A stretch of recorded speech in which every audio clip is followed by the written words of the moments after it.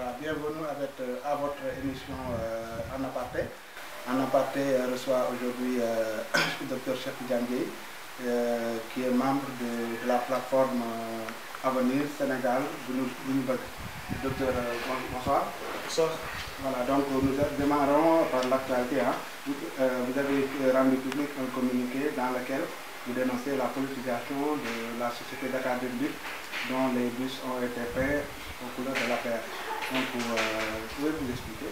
Oui, en effet, je suis membre de la plateforme politique Avenir Sénégal Bunubag, qui a sorti un communiqué pour prendre position, interpeller, appeler et même rappeler, on va dire, au chef de l'État un certain nombre d'engagements, en termes de rupture, un certain nombre d'engagements en termes de transformation des modalités de la gouvernance, un certain nombre d'engagements par rapport à une nécessité pour notre pays de rompre avec une trajectoire dans la gestion des affaires de la cité que nous avons connue quasiment depuis l'indépendance et qui a toujours mis les intérêts du parti au pouvoir au-dessus des intérêts de la République. Vous savez qu'une république, ça s'appelle res publica, la chose publique. Tout ce qui appartient au Sénégal, tout ce qui est symbole, attribut, ressources et biens collectifs appartient à l'ensemble des Sénégalais. Et le patrimoine que constitue la compagnie de transport Dakar Dem Dikk n'échappe pas à cette règle. C'est une entreprise nationale qui appartient à l'État, donc au peuple sénégalais.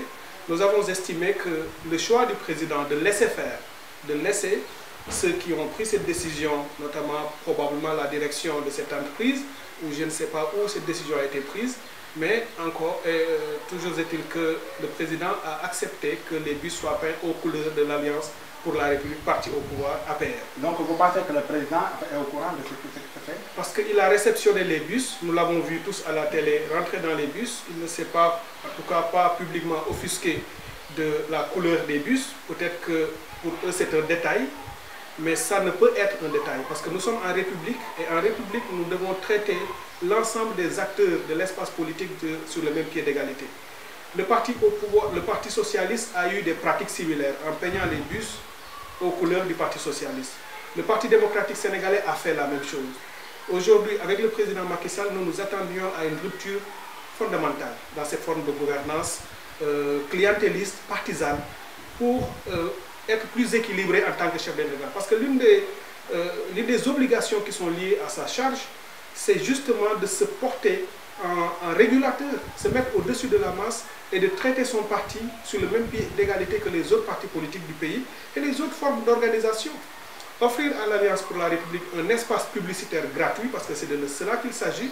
Vous voyez que les bus de Dakar Dem Dikk peints aux couleurs de l'APR leur donnent un avantage sur les autres organisations politiques, avantages auxquels ne peuvent prétendre les autres. Nous avons estimé que cela n'est pas juste, ce n'est pas équitable, ce n'est pas républicain. Voilà, par rapport à ça, docteur, qu'est-ce que vous comptez faire? Parce que, voilà, vraiment pour que les gens prennent conscience donc, des dérives qui sont en train de faire. Pour nous, c'est important et nous allons faire une série de choses. Parce qu'on dit souvent que le développement, c'est un ensemble c'est beaucoup d'efforts sur les détails.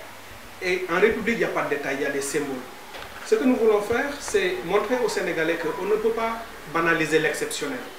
On a une fâcheuse tendance dans notre pays à banaliser l'exceptionnel. Quelque chose d'important, on le réduit à n'importe quoi.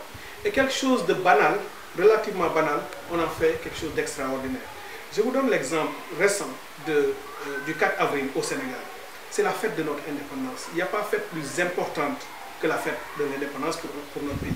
Ni Tabaski, ni Korité, ni autre chose. Je peux comprendre que lorsqu'on est dans des logiques religieuses et communautaristes, nos fêtes religieuses aient de l'importance pour nous tous. Mais lorsque la nation fête son indépendance, cela devrait être quelque chose de retentissant dans le pays. Vous avez vu, vous n'avez quasiment vu aucun drapeau dans le pays, à part ce petit espace en centre-ville où la prise d'armes a été faite. Les Sénégalais ont banalisé la fête de l'indépendance.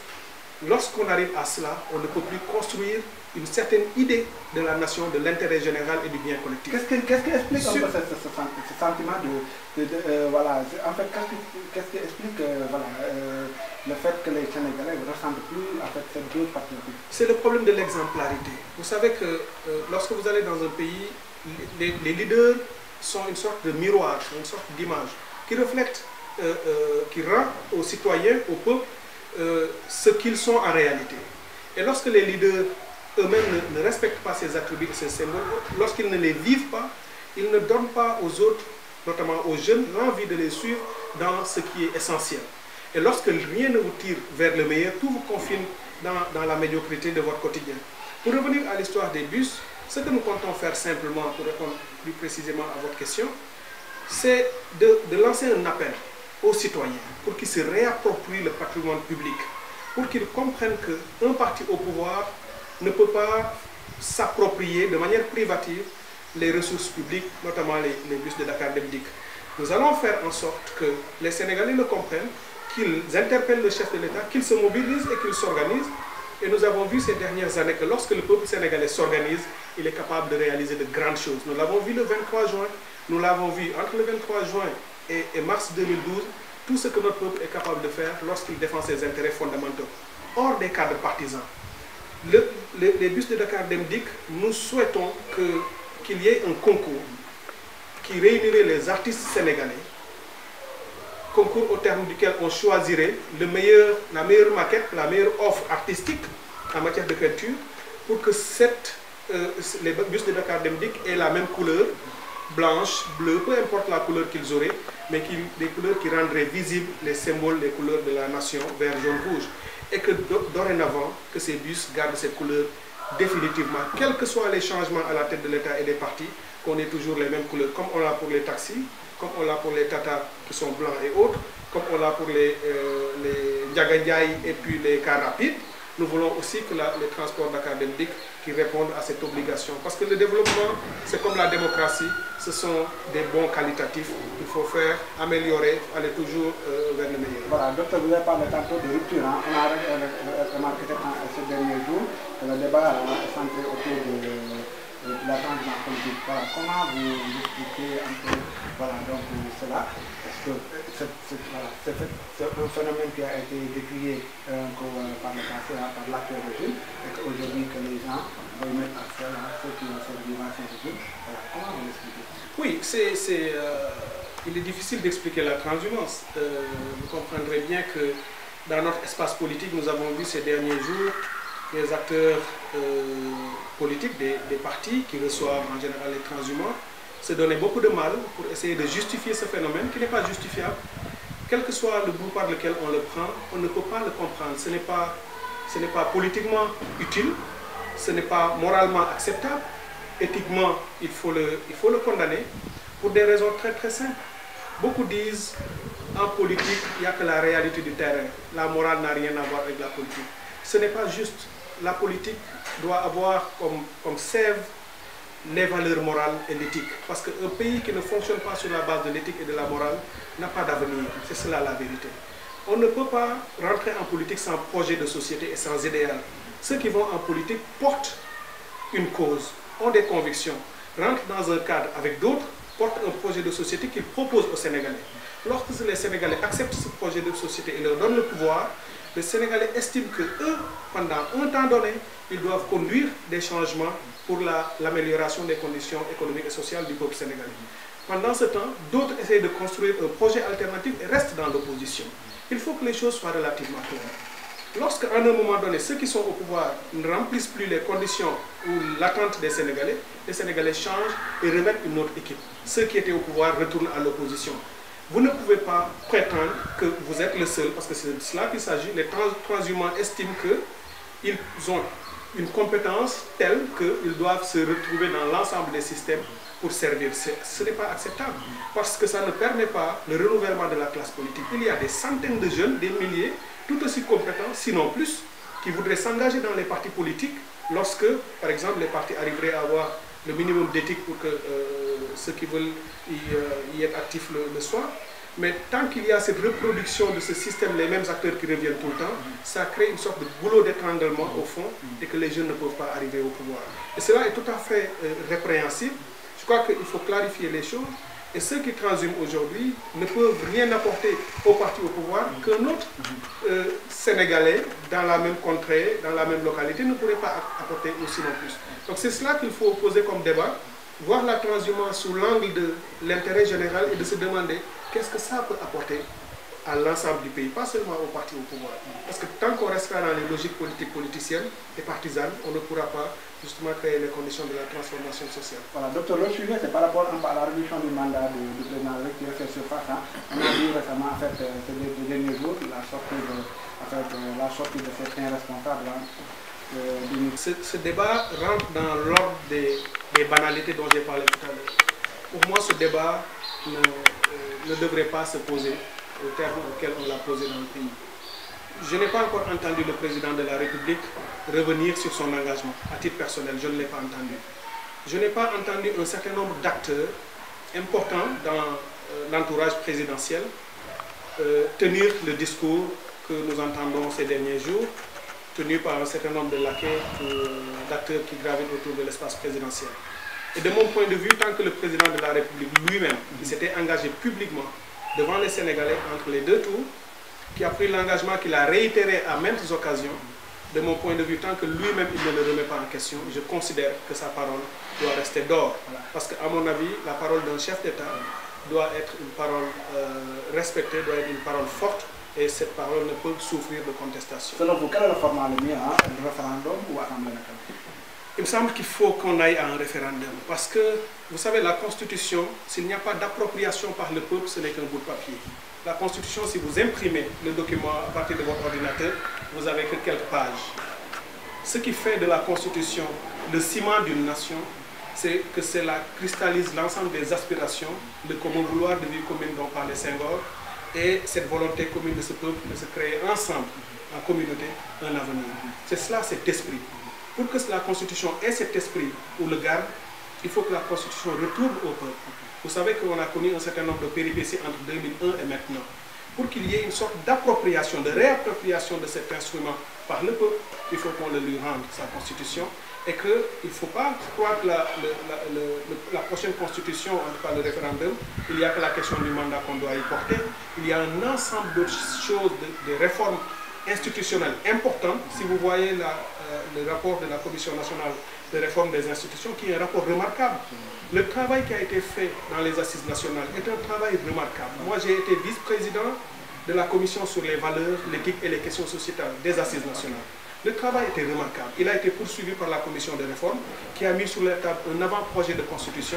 Le débat doit porter sur cela, parce que c'est cela l'essentiel. Okay. Tout le reste, ce sont des choses qui n'ont pas du tout. Docteur, avant-dernière question, c'est par rapport au discours du chef de l'État le 3 avril dernier. De manière générale, comment analysez-vous ce discours-là? Oui, il y a deux manières habituelles. Sur la forme, le discours, on s'en félicite. C'est un discours qui est assez pragmatique, qui est relativement court, et c'est cela qu'il faut, je pense, pour se faire comprendre et se faire entendre, aller à l'essentiel. Nous avons vu sur un certain nombre d'aspects importants en termes de fond, le président revenir sur des choses qui avaient été déjà dites. Le visa d'entrée? Le visa d'entrée, moi je déplore quand même deux choses. La première, c'est que il y a comme une sorte de cacophonie. Il est gênant de voir un État responsable qui a tous les instruments et les moyens de savoir comment et à partir de quand mettre en place une politique, qui n'a pas fait les études nécessaires, qui n'a pas fait l'évaluation ex-ante nécessaire pour savoir si les visas auraient ou non des avantages ou des inconvénients, qui s'y est engagé et qui, au bout du compte, avant 3 ans, recule. Ça, c'est assez regrettable. La deuxième chose, c'est que... le président parle des difficultés que rencontrait le secteur du tourisme. Or, pourtant, certains pays comme le Gabon et plus que ça, le Kenya a des visas, le Kenya reçoit des millions de touristes par an, la Tanzanie a des visas payants. J'en ai pris dans ces deux pays plusieurs fois, il faut payer pour entrer. L'Indonésie en a, la Malaisie en a, Taïwan en a, la Thaïlande en a, tous ces grands pays touristiques qui font des millions et des millions de touristes par an ont des visas d'entrée payants. Donc le débat n'est pas la cherté du visa, c'est un faux débat. Et d'ailleurs, je profite de l'occasion pour dire, pendant quand même un certain nombre d'années, 2 ans et demi à 3 ans, de l'argent a été collecté sur les visas, qui a été reversé à une société qui s'appelle SNDAI.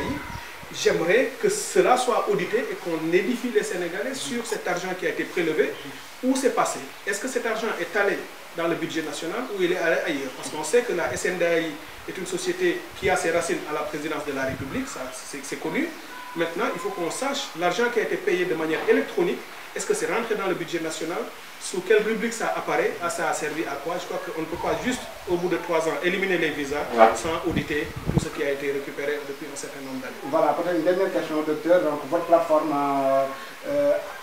apparemment, vous avez quitté donc, la sphère de la société civile pour vous glisser à faire la sphère politique. Qu'est-ce que l'explique? Oui, en fait, l'explication serait longue, mais je vais juste faire une petite synthèse. Nous nous sommes toujours considérés comme des acteurs politiques non partisans. Je vais vous dire, de 2000 à maintenant, il n'y a pas eu une seule manifestation utile pour une cause nationale à laquelle nous n'avons pas pris part. L'ensemble des membres de notre plateforme, je veux dire.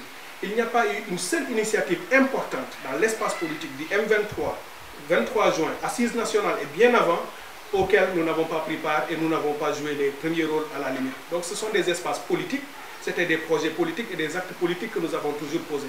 Nous les avons posés hors des cadres partisans parce que c'était un choix de vie, des choix personnels de notre part à un moment donné. Aujourd'hui, nous avons décidé simplement, librement et souverainement, de faire un choix différent, c'est-à-dire de nous engager maintenant résolument à construire un projet de société, non pas autour d'une personne, mais avec un portage collectif, en mutualisant, en réunissant l'ensemble des compétences et des talents sénégalais autour de ce projet pour le porter justement au niveau de nos concitoyens. Le moment venu, lorsque arrivera le moment de le porter au pouvoir, nous choisirons l'un d'entre nous, celui qui répondra le plus au profil, après une méthodologie qui sera acceptée de tous pour porter notre projet. Pour le moment, c'est un portage collectif, c'est un projet de société que nous construisons, dont la sève, c'est la compétence, ce sont les valeurs et c'est l'engagement patriotique. Ce sont les 3 piliers qui cimentent notre démarche. Je vous remercie, docteur. Merci beaucoup. Je vous remercie également. Donc, nous nous donnons rendez-vous la semaine prochaine.